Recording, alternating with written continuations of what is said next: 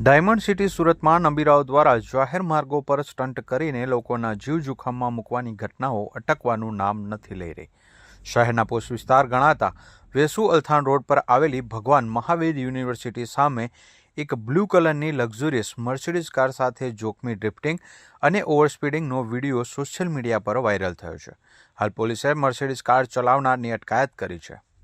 અલથાણ પોલીસે વાયરલ વિડીયોના આધારે ફર્નિચર વ્યવસાય સાથે સંકળાયેલા ઉદ્યોગપતિના પુત્ર અને કાર ચાલક જય દાવરાની અટકાયત કરી છે। આ ઘટનામાં પોલીસે આરોપીની મર્સિડીઝ કાર પણ જપ્ત કરી કાયદેસરની તપાસ હાથ ધરી છે।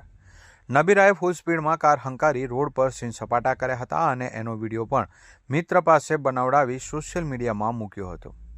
કારના સાયલેન્સરના અવાજ અને રોડ પર ડ્રિફ્ટ મારી આસપાસના લોકોની શાંતિ ભંગ કરી ખતરનાક સ્ટન્ટ કર્યા।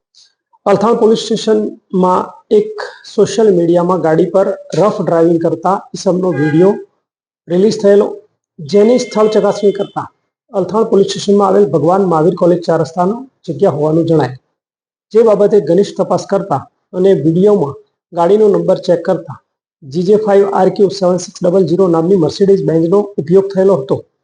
જે રીલ રાત્રે 2 થી 4 ની વચ્ચે બનેલી હતી, જેની ડિટેલ તપાસ કરતા સદર ગાડી સૂર્યપ્રકાશ રેસિડેન્સી સિટી લાઇટ ખાતે રજીસ્ટર થયેલ હોય સ્થળ પર જઈ તપાસ કરતા ગાડી તથા ગાડી ચલાવનાર ચાલક જય દાવડા, જેની ઉંમર 20 વર્ષ તે મળી આવે, જેમની પૂછપરછ કરતા તેઓએ ગઈ 25/12/2025ના રોજ રાત્રે આ વિડીયો બનાવેલો હતો અને પોતાના સોશિયલ એકાઉન્ટમાં અપલોડ કરેલો હતો।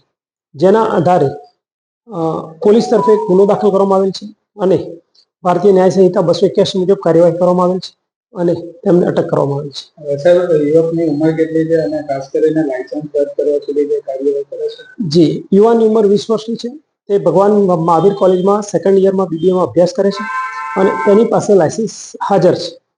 માતા પિતાને શું કહેશો? માતા પિતાને એટલો મેસેજ ચોક્કસ આપી શકાય કે સમય બહાર વધારે મોંઘી ગાડીઓ અને ઓવરસ્પીડ વાળી ગાડીઓ માત્ર સંતાનોને ન આપતા પોતાની કસ્ટડીમાં સાથે રાખી અને એમને જે પણ જગ્યાએ લઈ જવા હોય તો કોઈ વડીલની હાજરી હોવી બિલકુલ અનિવાર્ય છે। સાહેબ, આરટીઓને કે રિપોર્ટ કરવામાં આવશે? ગુનાની ગંભીરતા અને આરટીઓ ટેસ્ટ થયા પછી ગાડીનો આગળની કાર્યવાહી કરવામાં આવે છે। યુવકની બેકગ્રાઉન્ડ શું છે? યુવક પોતે અભ્યાસ કરે છે અને પિતાજી ફર્નિચરનો વ્યવસાય કરે છે, જેમની દુકાન ઉધના ખાતે આવેલ છે।